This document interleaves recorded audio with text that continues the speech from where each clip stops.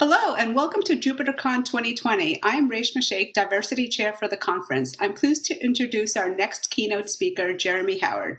Jeremy is the co-founder of FastAI and a researcher in residence at the University of San Francisco. As an open educator, he's co-authored free courses on deep learning that have reached hundreds of thousands of learners around the world, including me. He's also co-authored an open source library called FastAI, which I've personally used. Earlier this year in 2020, Jeremy co-founded the Masks for All campaign to address the COVID-19 pandemic and is the lead author on one of the most influential, critical, and widely read publications. Presenting Jeremy, and his talk is entitled, I Love Notebooks. Thank you.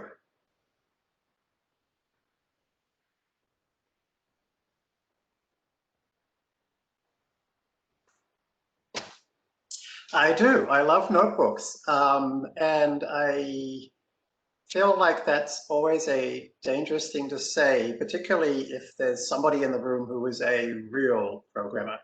They always try to explain to me why I shouldn't like notebooks and why I should be liking something else instead, like VS Code or Emacs or Vim or whatever. And there's always seems to be this assumption that the only reason I like notebooks is because I don't know about all these other much more impressive and professional things. The truth is I've been programming every day for well over 30 years. I've used all of those things extensively, and I still like notebooks very, very much.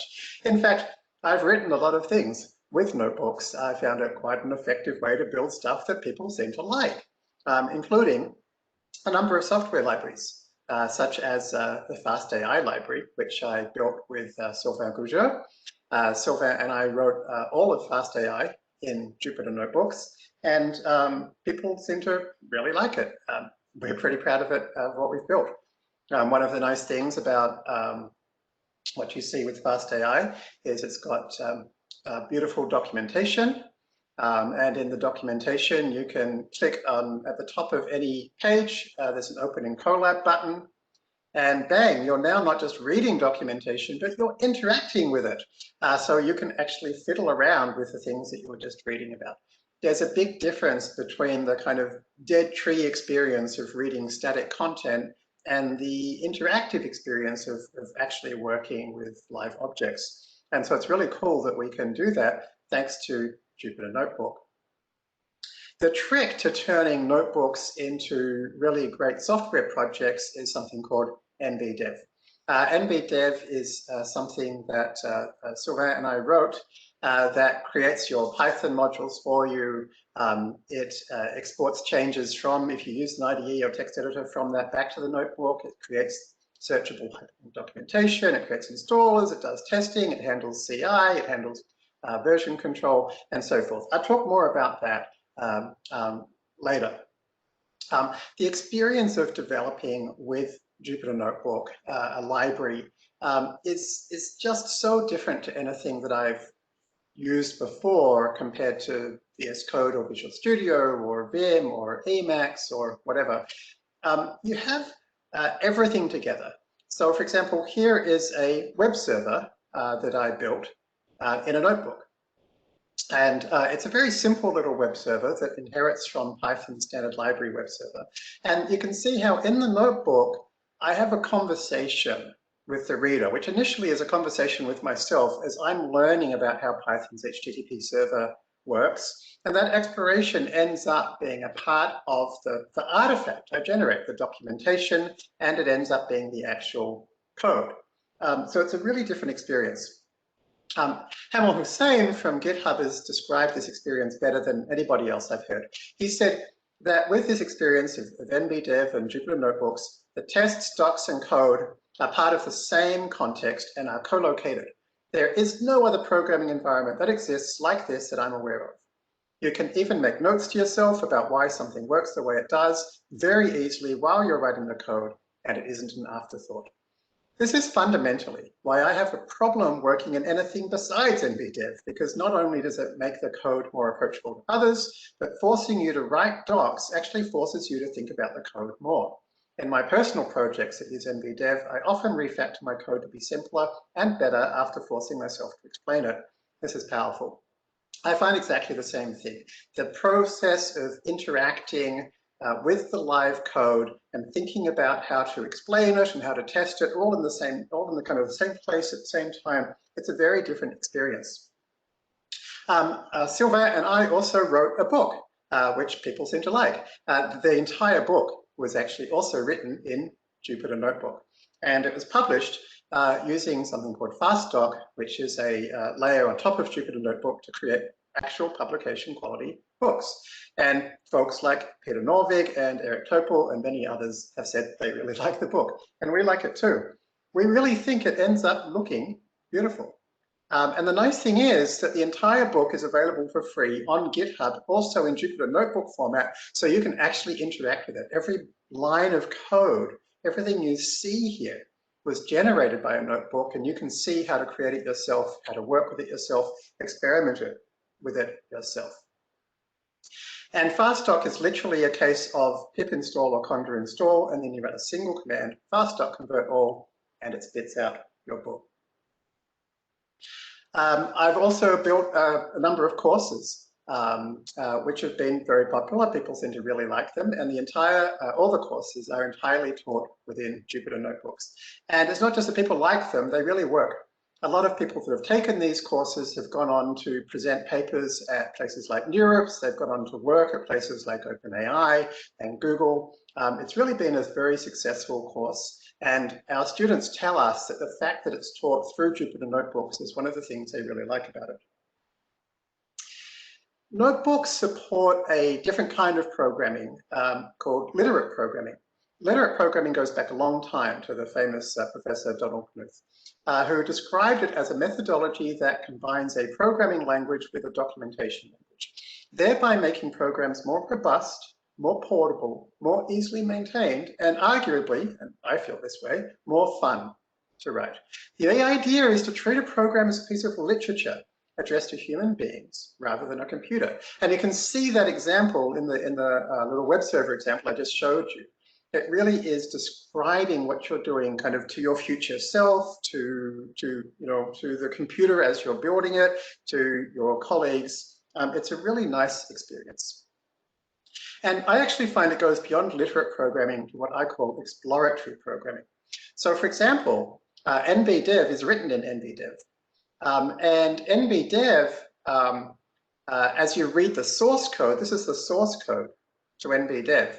It's actually describing and showing my exploration of, well, what on earth is actually a notebook? Let's try opening it. Oh, it's JSON. Let's have a look at the JSON. Okay, how do we convert that into a format that we can execute? Oh, here's a little program that does that. Let's try it out.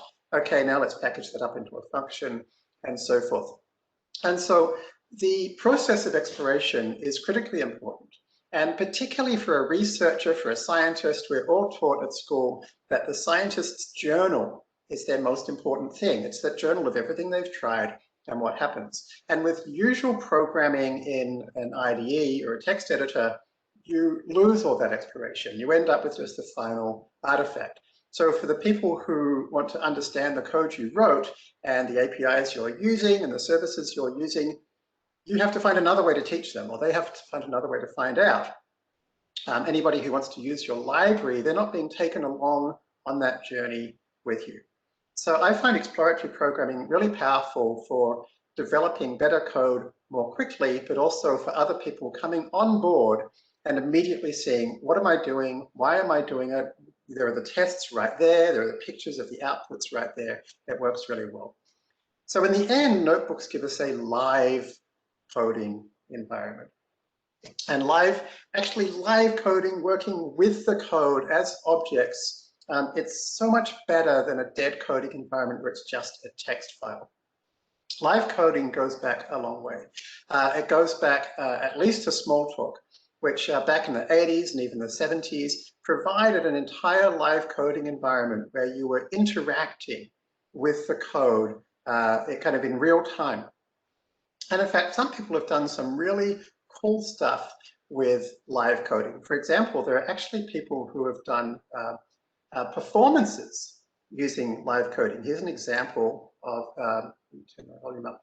Here's an example of some actual live coding audio performance. Let's check it out.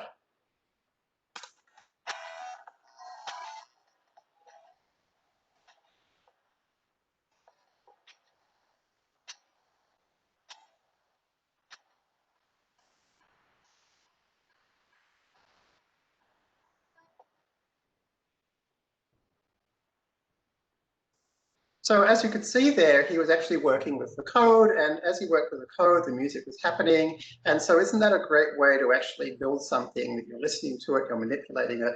Here's some of the most amazing live coding I've seen. This is by an extraordinary researcher and developer named Brett Victor.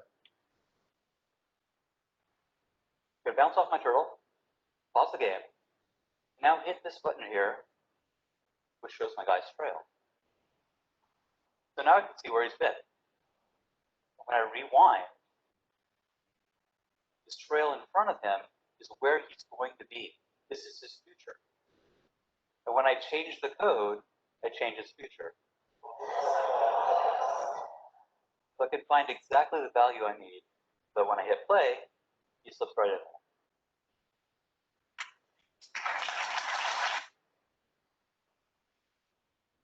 How often have you written code and had people go, whoa, and clap as you do so? I mean, this is pretty amazing.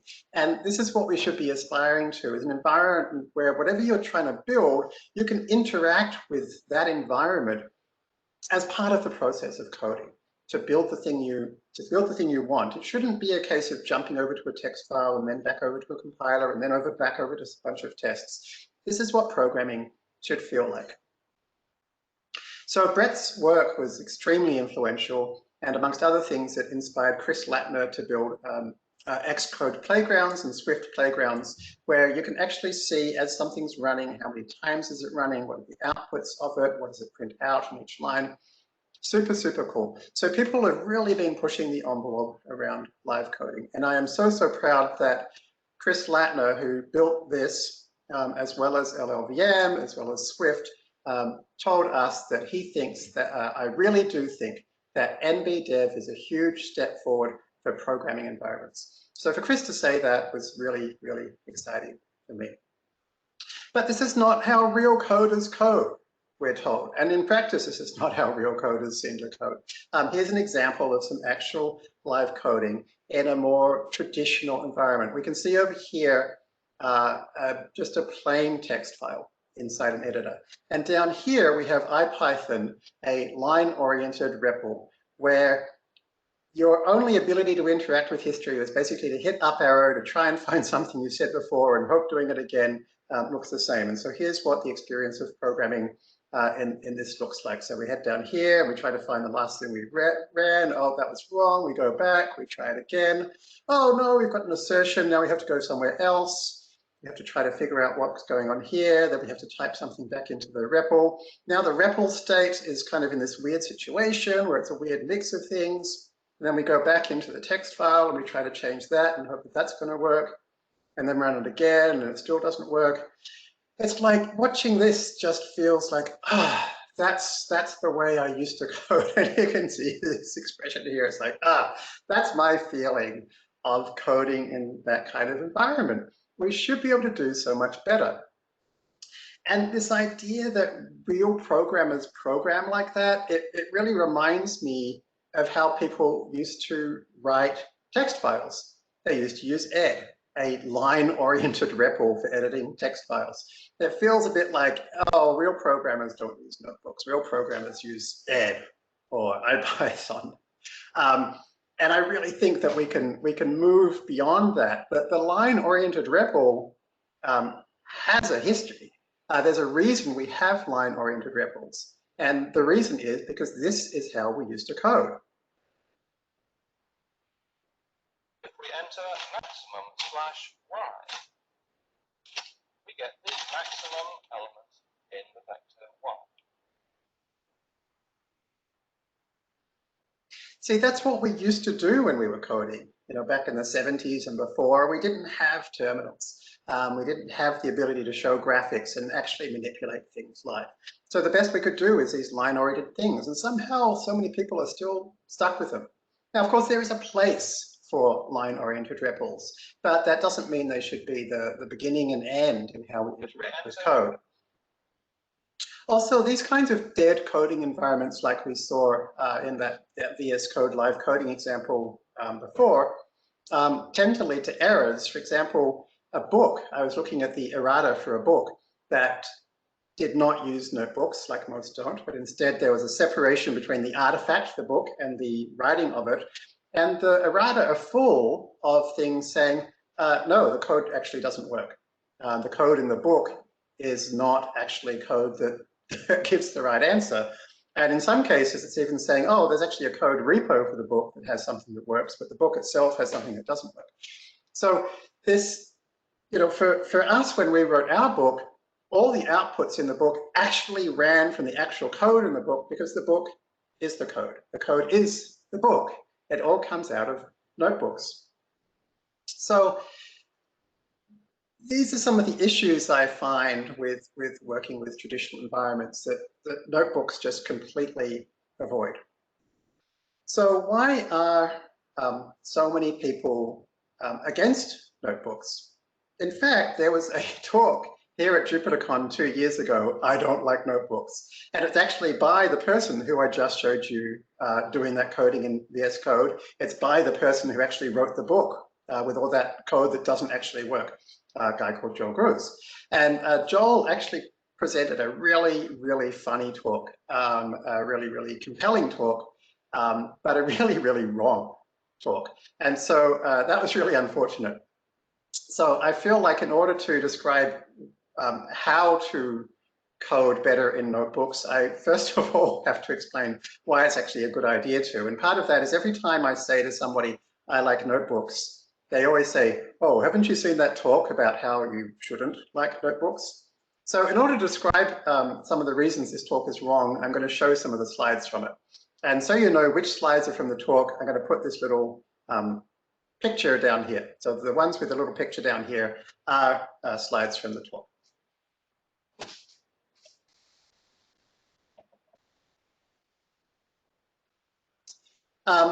So I was a bit concerned when I started looking at that talk because, as Joel said himself, in a kind of a self-deprecating way, he's not a notebook expert, which is fine.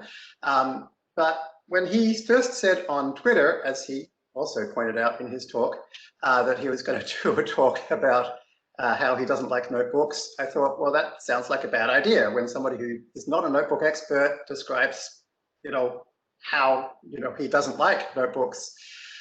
When I know a lot of people actually are more productive and more effective by using notebooks, that sounds like a bad idea. My feedback was not very successful, and so I was pretty concerned that I knew he was a great communicator, super funny guy, and I thought he might write something that convinces a lot of people to not use notebooks, and he might express a lot of opinions despite his lack of expertise in the field. And I might have to come back to JupyterCon a couple of years later and try to correct the record. And, well, here we are. Here's what he said. He said, notebooks discourage good habits. Notebooks encourage bad habits. Notebooks encourage bad processes. Notebooks hinder reproducible and extensible science. Notebooks are a recipe for poorly factored code. Notebooks make it easy to teach poorly. Notebooks make it hard for me to teach well. Well, if all of these things were true, then I must be some kind of genius to have built so many things that people like, despite notebooks being so bad. Or maybe the problem isn't the notebooks. Maybe the problem was a lack of understanding of what notebooks are and how to use them correctly and appropriately. Well, luckily, Joel told us about things he doesn't like about notebooks. And these are things that I've heard lots of other people, real programmers, who also are not experts in notebooks, say as well. So I think it'd be a good idea to dig into them and understand them. So one of the concerns I've heard a lot is this idea that notebooks have state that's easy to screw up and difficult to reason about. And even that there's this like incredibly complex thing about like, oh, how do you run each cell exactly once in order? I gotta say, I don't get it. There's a button that does exactly that. Having said that, I never use that button myself because Nbdev runs every one of your notebooks for you in order and every one of the cells in order and make sure that they all work. So for me, I find that the interactive ability to manipulate that environment and that code and go back and forth is critical to the exploration.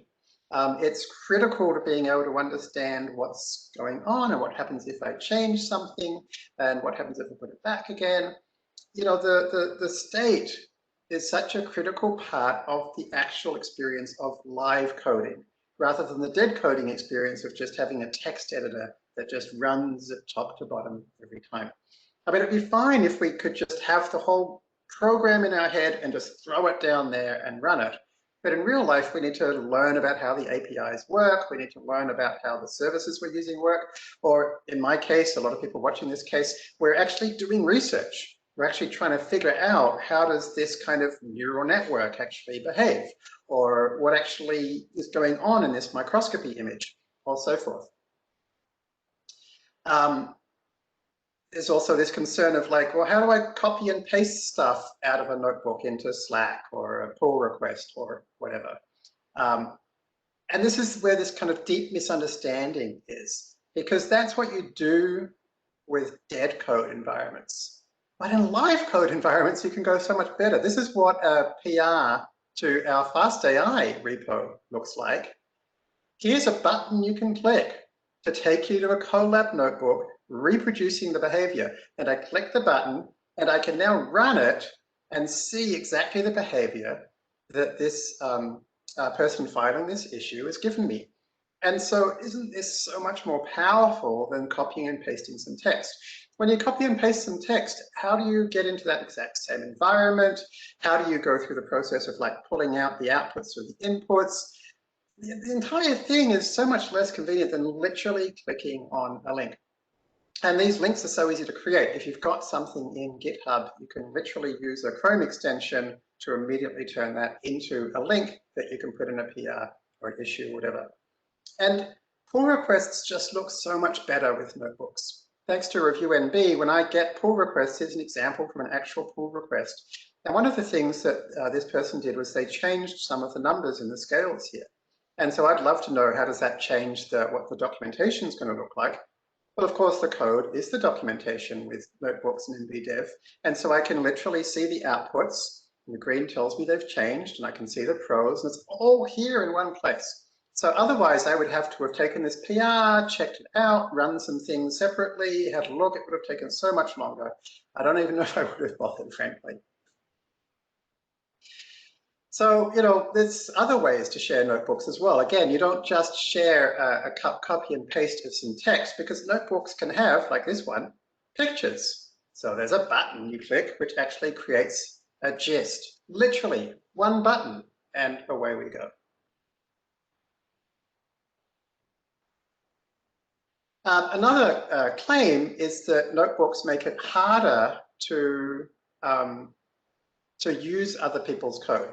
And I've got to say, I found the absolute opposite of this. I find notebooks mean I can actually run things, particularly because so often now people are sharing notebooks and things like Colab. So for example, our entire book, the O'Reilly book, is all available, every chapter. You can click a button, it opens it on Colab, and the first cell is a cell that sets up the exact environment that you need, and you start running it. So we don't have any issues with installation. We don't have to have something saying, here's how to install all the stuff to work with this book, which, you know, otherwise would be quite complex. It's got PyTorch, it's got the FastAI library, it's got quite a few libraries that it demonstrates and uses in the book, but we can do it all in a live environment where the reader is not just a reader, but they're actually working with the code. I've also heard these claims that that there's some conflict between good software. That there's some conflict between good software engineering and notebooks. This idea that there is a set of rules for software engineering that A, you can't follow if you're using notebooks, and B, that you should use the exact same rules. It doesn't make sense. There are very different ways of writing software depending on what kind of software you're writing and what kind of environment you're writing it in. So these rules we're told to follow, there's certainly no reason the vast majority of the time we couldn't follow them in notebooks, but very often they totally misunderstand the pros and cons of the notebook environment and the rules don't always make sense. There's also this claim that maybe notebooks reduce the ability to have modularity. So here's an example from some of Joel's code, which he's claiming is beautifully modular, and that we couldn't do this in notebooks. This just isn't true. FastAI is a library written entirely in notebooks, and where the modularity is so good that there's actually a peer-reviewed journal paper about its layered API. There's no tension between using notebooks and having modularity, particularly when you use Nbdev, which can turn every single notebook into a module for you. Same with testability. In fact, testability, the actual practice of testing, is so much better in a notebook than in a dead coding environment. Because in a notebook, the tests are literally there next to the code that's being tested and next to the explanation of what's going on. So it really forces you to think through, what is this test showing? How do I describe this properly? And if somebody then edits your code, they can see the context and the tests right there with it. So they don't have to jump backwards and forwards. They can immediately understand, like, oh, that's why this code was like this. Or maybe it's not buggy after all. Or maybe, oh, maybe I could show this bug in some different way. And now I can immediately add a test to demonstrate the behavior to ensure there's no regression in the future, and so forth. So notebooks are a great place to put tests. And then, of course, those tests can end up in continuous integration. And with Nbdev, that actually happens automatically. All of the tests that are in notebooks are run for you anytime you push something to your repo. The other claim made in Joel's talk was that notebooks are actually worse for teaching and learning, which again, it's against everything of my own experience. The truth is that people find FastAI's courses a really great learning experience. One of the things, it just takes a bit of imagination to think about like what is going to be helpful for the student. And one of the things we do in our book is we provide two versions of every notebook. One version that contains all the pros and all of the code outputs and so forth. And we also provide this version, which is automatically generated, which deletes every single output and every single piece of prose except for headings. So the first assignment for every notebook is to go through, we call it the clean notebook. Go through the clean notebook, and before you run each line, think about why is it there and what is it going to do before you run it. Now, we can't force people to do this. We can't force people to learn, but it's a pretty good way for those that do want to learn to have the opportunity to do so. And then we tell people, if the output of a cell is not what you expected, go back and try some different inputs, because obviously there was something about the process you didn't understand. So go back and try some different inputs to understand how this code behaves. And we find that people really appreciate this. So it just requires some imagination and some empathy with the student to think about how best to present things in a way that's going to support their learning. Text editors are amazing. And VS Code in particular, which is the one that Joel demonstrated in the live coding I showed early on and during his talk, they really are very impressive pieces of technology. But this claim that notebooks are less helpful than my text editor, it doesn't make sense. In fact, truly live code must always provide better information than your text editor. For example, here's some code in Jupyter. Pretty weird piece of code, but I'm just trying to demonstrate something here. This is obviously going to return a string because this is going to return something. This is a working URL. So in Jupyter, the autocomplete correctly shows me the things that a string can do. VS Code, not so much. Because VS Code can't actually run the code and know what's going to happen. So it incorrectly guessed that it's going to contain a number, and it doesn't contain a number. And there's no way for VS Code or any editor to give you the right answer here without actually becoming a notebook, without actually running each cell and having you decide to run each cell. And it can't do that automatically, right? Because it doesn't know which ones are dangerous. It has no way to know ahead of time what a piece of code is going to do. So there's a fundamental disconnect between truly live environments and dead editor environments, despite the fact that VS Code tries so hard to do as much as it can for you. So Joel said that we could win him over to the notebook world by providing IDE style autocomplete. Well, in fact, nowadays Jupyter uses basically the same language server that VS Code does. And so, as you can see, even if you haven't run the previous cell, it does a great job of guessing that this is a string. It doesn't have to guess it because it's in the type annotation. It knows this is going to be a file because it knows what open returns and so forth. So really a notebook is going to give you an experience that is a superset of that kind of intelligent autocomplete suggestions. Real-time type checking and linting, we're told we need to give Joel for him to be interested. Well, okay. Again, type checking in a live environment is always going to be more correct than in a dead editor environment. Here is about a dozen lines of code for the typed implementation in FastCore. You add that decorator to any function and it type checks it in real time, right? So because we're actually running real code, not just making guesses, this type checking is actually correct.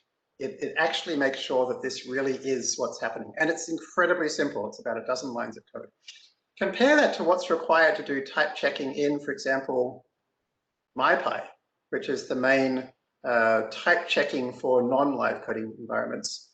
It is over 100,000 lines of code, C code and C++ code and Python code, and it can never be correct. It can never actually be correct because it can't actually run your code and actually know what's going on. It can just make a guess. And so often you have to modify your code to please MyPy. But that is not how these tools ought to work. These tools should be helping us, right? Or else if you use the typed decorator, then it's working with you. It's looking at your code at runtime, which is how dynamic languages like Python are designed to work. That's the only way they can work. Anything like MyPy, by definition, has to be a hack, and it has to be an incomplete guess that you have to find ways to make it happy.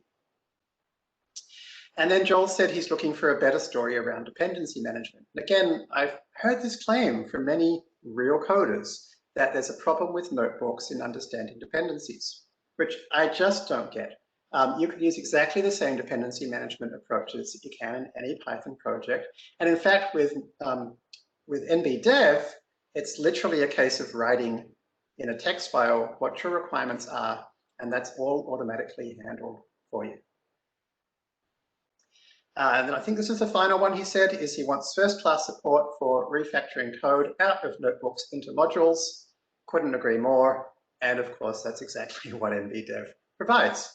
So we start out with, this is actually the source code for Nbdev itself in a notebook, and this is Nbdev creating its own Nbdev module in a file. So yep, that's certainly important. So all those things exist. But Joel said the reality is you're not going to provide me with these things, and I'm not going to switch to notebooks. So be it. I would like to think that the fact that we've provided all those things might mean other people are interested in switching to notebooks if they're not already using them, or if you are using notebooks, that you might consider using these things. If you are interested, let me tell you about what these things are. The key to them is Nbdev. Nbdev is a project that we built which will create your Python project, create your Python libraries. It will take everything out of your notebooks and put them into standard Python text files. You can change the text files directly in your editor or IDE, and it will update your notebooks for you. It will create documentation. It will create installers. It will run your tests in parallel, nice and fast. It will handle your continuous integration, and it will handle your version control. Let's look at each one of these in turn. So here's an example of the code for Nbdev as it exists in notebooks. And so you can see the way I code, and there are lots of ways of doing this. This is my personal preference. The way I often code is I'll start out by creating a class that kind of just has an init. And I'll start writing the documentation about what this class is for. And it doesn't do anything yet, right? And so then I'll start to just say like, okay, so how do we instantiate this? Right, so we've now shown how to instantiate.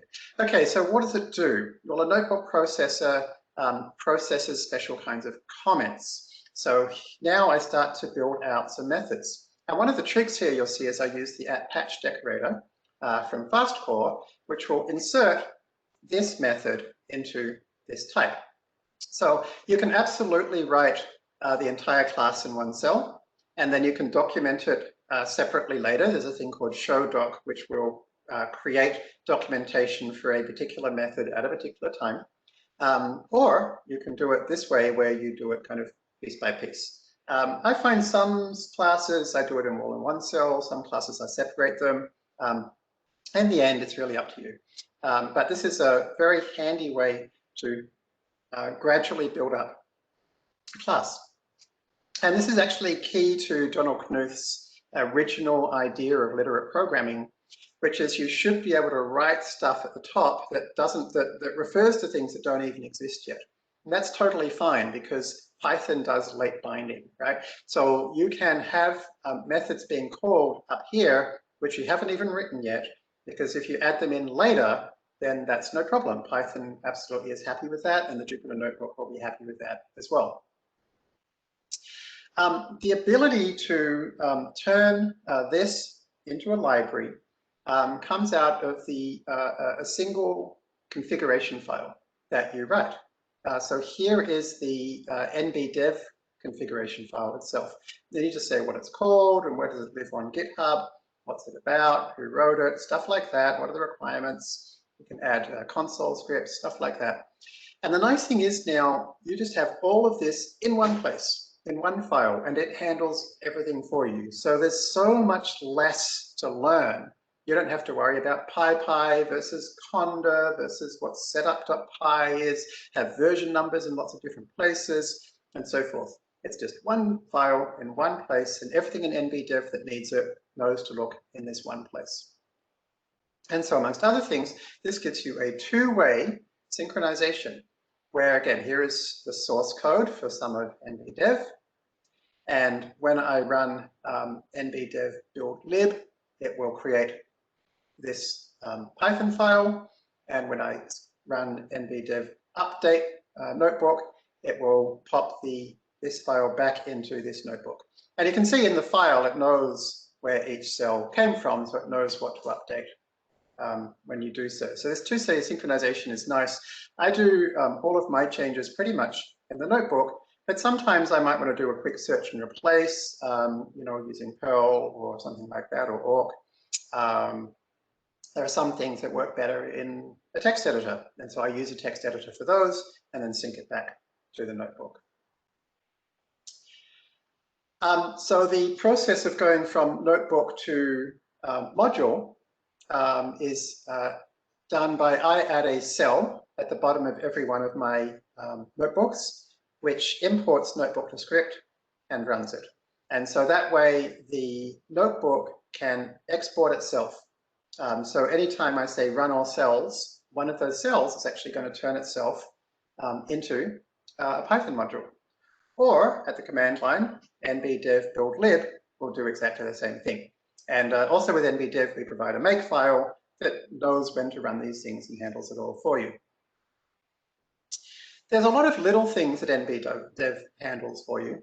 For example, it creates the special $all variable in each module, which is the thing that Python uses to decide what to import.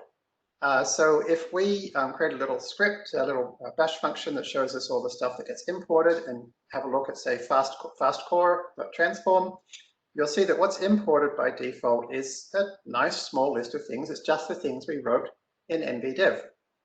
If we pick another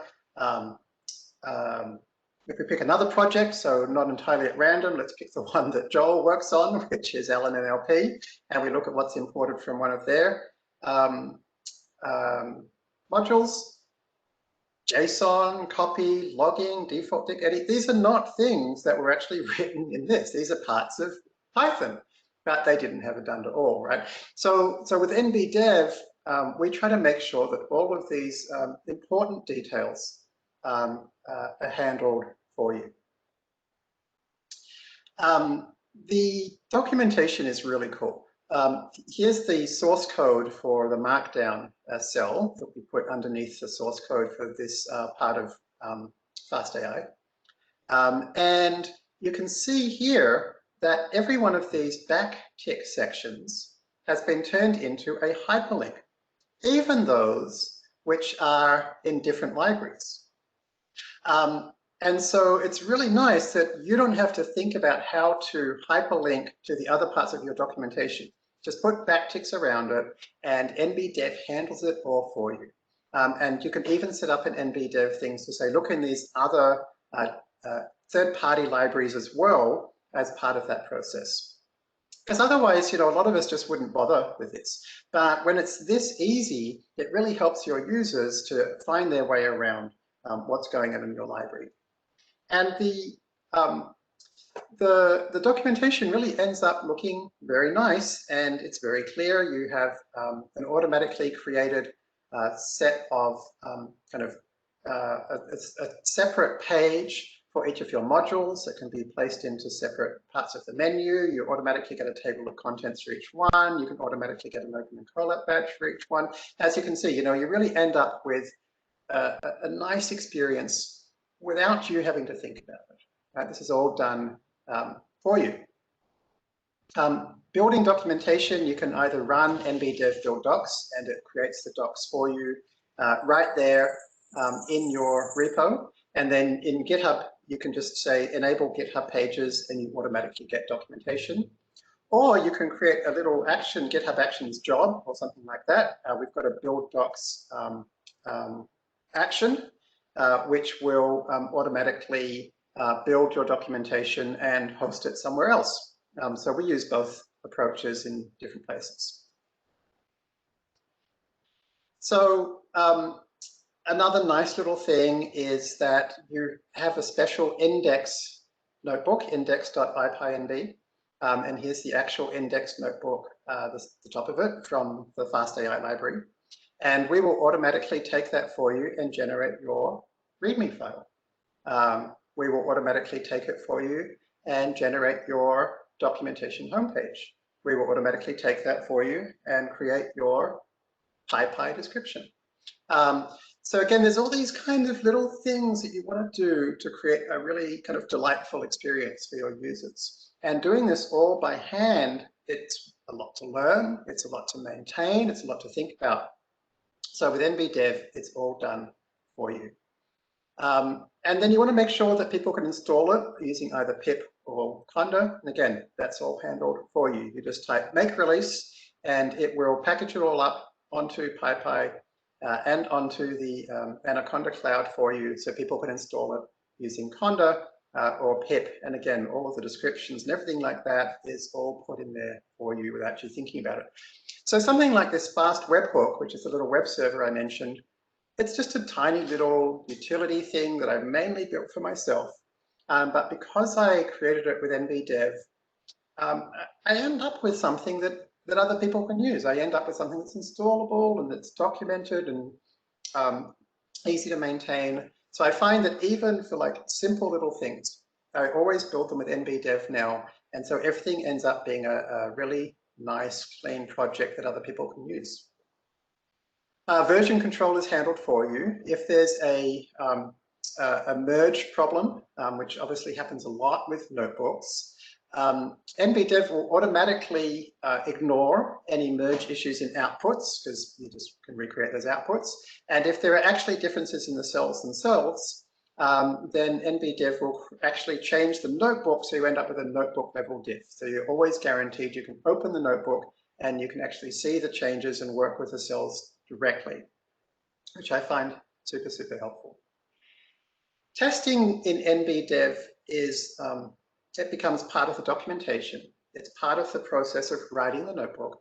And then when you run the test, you can just run nbdev test nbs.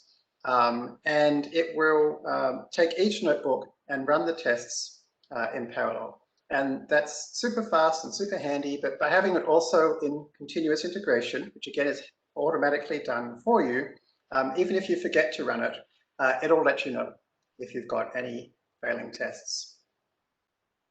The documentation handles all the little things that you might want. For example, it's got very nice math support that works really well and is much faster than the MathJax library.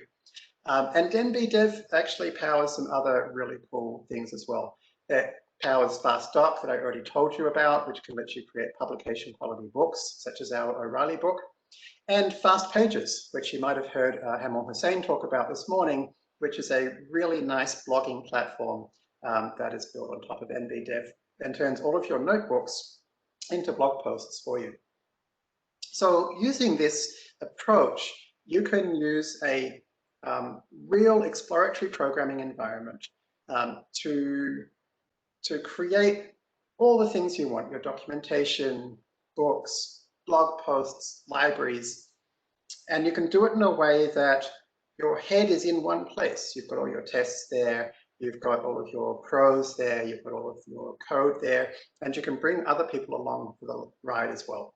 Lots and lots of people are using Nbdev around the world now, and I hope that you might consider joining them. If you go to nbdev.fast.ai, you can get started with it. The whole thing is free and open source, and it's ready for you to use. So thanks very much for listening to my talk, and I will check if they have any questions.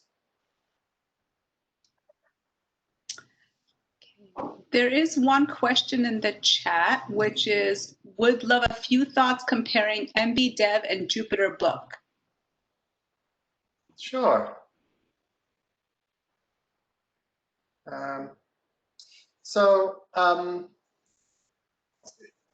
Jupyter Book is very different to Nbdev. The more similar thing would be between Jupyter Book and fastdoc. So fastdoc is the thing that creates publication quality books, and Jupyter Book can do something pretty similar. Jupyter Book didn't exist when I started, and Sylvain and I started with fastdoc, so we haven't really investigated it that closely. It seems to do some similar things. I know it does them in very different ways. So I would say to people, try both and see what works for you. Jupyter Book is not going to build your Python projects for you or create installers or any of the stuff that Nbdev does. I would say one of the benefits of using the kind of Nbdev ecosystem is that you have all of your configuration in one place. There's just one thing to think about. You don't have all these different pieces working in different ways. But I would say, yeah, try both and see what works for you.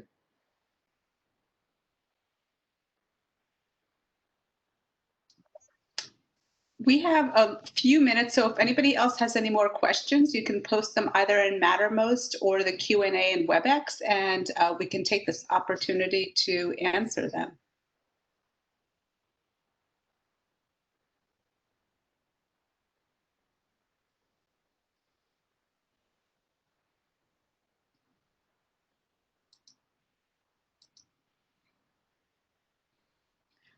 So I do have a question. So Nbdev and FastAI and all the pages, is that documentation under FastAI or is that under Jupyter's documentation? Each one's got its own documentation website. That's how Nbdev works. So Nbdev's documentation is at nbdev.fast.ai. FastAI's is at fastai.fast.ai. FastCourse is at fastcore.fast.ai, and so forth. Okay. I see some questions coming in the chat. Let's see, does Nbdev save global editor state, something like an undo button? No, for editing, Nbdev just uses Jupyter directly. So Jupyter already has undo. So you can hit the Z button in Jupyter and it will undo or delete with a cell. Control Z, when you're editing a cell, will undo edits to the cell. And it's really cool. Each cell has its own undo history in Jupyter. So if you press undo, it'll actually undo the last edit to the cell that you're currently in, which works really nicely. Okay, and there's another question. Are there any other projects you would highlight that you think are good examples of using Nbdev in practice? I wouldn't say I'm familiar enough with them actually, so I'm not sure. Okay, and another question is, with which kernels does Nbdev work? It just works with Python at the moment. It would be really cool to add Julia or R support to it. Wouldn't be too difficult to do, but it's not something I've worked on myself yet.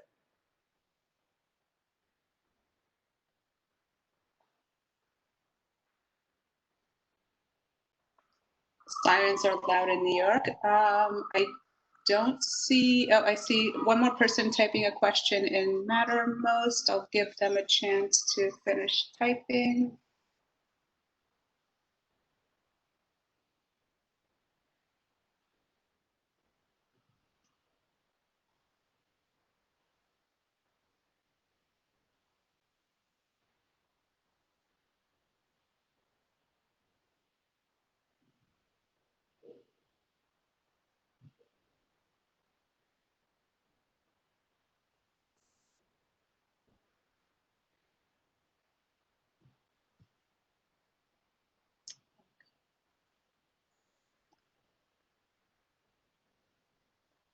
Do you think one of the issues Joel had was that most of what you showed is not shipped in Jupyter by default?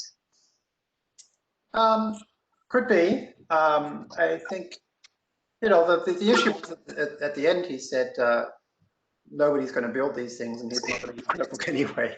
The fact is, people are building a lot of stuff with notebooks and on notebooks, and I think the important thing is to have the kind of imagination to think about what's possible, and to also kind of not have the hubris to think that the current tools that you've used for years are the best, and think about, like, you know, how do we actually make it so people can manipulate the code more directly? You know, it's something which a lot of folks like Sutherland and Knut and Victor have talked about for decades, or Everson. It's like really thinking about how do we best support the development process, and that means kind of innovating. Would I like to see more of this stuff built into Jupyter, so when you download it, you get it free? Yeah, maybe. Although one of the cool things about Jupyter is it's a platform that people can build on. And so typing pip install Nbdev is not really a big request for people to do. So yeah, I think having everything in the box is a nice idea, but it's fine to expect people to install stuff too. Okay, and another. I can see a question from Hamill here. How has Nbdev changed to improve the way that people contribute to FastAI projects? So it's, you know, speaking as somebody who's worked with open source for many decades, I so much more prefer working with Nbdev projects. I would never want to go back now. As I described, as I showed, the issues that people have, or the PRs that people have, I can see the change to the outputs in the PR. I can see the actual kind of collab links to see how things actually work. And I also find that people just have higher quality pull requests because they know the context of the code that they're looking at, because all the documentation is there in front of them, the tests are there in front of them. You know, it's much less common to have a PR that doesn't have documentation, for example, because it's very obvious when you're working in the notebook that all the cells around the one you're in have markdown prose, so you probably should as well. So it's certainly improved for me as a maintainer my life. Okay, we have another question. Do you have a preference of Jupyter Notebooks or Jupyter Lab, and what are the pros and cons of each? For me, Jupyter Notebook does everything that I need, so that's what I use. The extra stuff that Jupyter Lab adds around kind of like tabs and all this kind of stuff, I use the native browser stuff for that. I'm very familiar with keyboard shortcuts for Windows and so forth, for tiling windows and for switching between windows. So I prefer to use the stuff that's built into my operating system and my browser for all that. Having said that, I think Jupyter Lab has great potential, particularly with stuff like graphical debuggers that are starting to be built. And so, maybe in the future there will be things in Jupyter Lab that make me want to switch.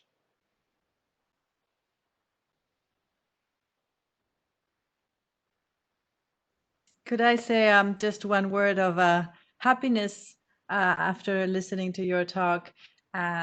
You've touched so many points that made me chuckle and just gave me a nice reaction because I, especially as an educator, have felt the same things that you were talking about. I have seen so many times in novice programmers a spark of discovery and a spark of joy with this thing that you said in the beginning of your talk.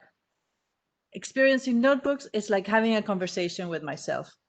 That is a very powerful tool of connection that we can use between our thoughts and the computer's thoughts, if you will, by executing code. And so I just want to say your talk made me happy. I'm so glad.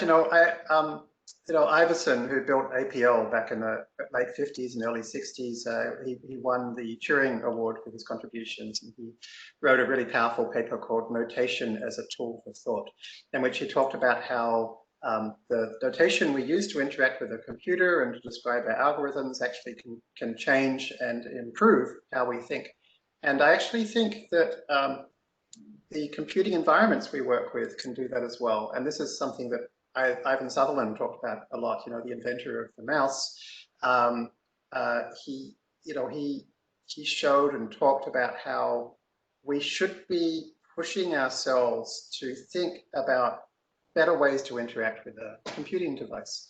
And I think the idea of like typing into a text editor, as like Brett Victor showed with that fantastic game example, we can go so much further, we can do so much more. And I really encourage people to be bold and to think about like, well, what's the next step beyond Nbdev? Can you build something that makes Nbdev look stupid and simplistic? I would be thrilled. And for me, that goes back all the way to the first ideas about computational thinking that Seymour Papert was talking about when he invented Logo. And he was thinking about very young people learning to discover the world through computing. It's a very powerful my daughter is now learning coding. She's 5, and it is terrific. And I've noticed that for kids, the coding environments are much more live. They're much more explorable. So, for example, Scratch, which my daughter's now using, you literally click on objects and you attach behaviors. And as you do it, you see them move, you hear them make sounds. And this is what I think we should all be doing when we code. That's a descendant of Logo, Scratch. Exactly. The same school, yeah. Well, Reshma, do you want to close the session as we reach the end and stop the recording? And Yep. I want to goodbye. Yep, I want to thank Jeremy so much for his keynote. It was wonderful to hear, and great questions and answers. Next, for the participants, if you want to go to the announcements channel in Mattermost for instructions about the poster session, that's what's coming up next. Thank you, everybody.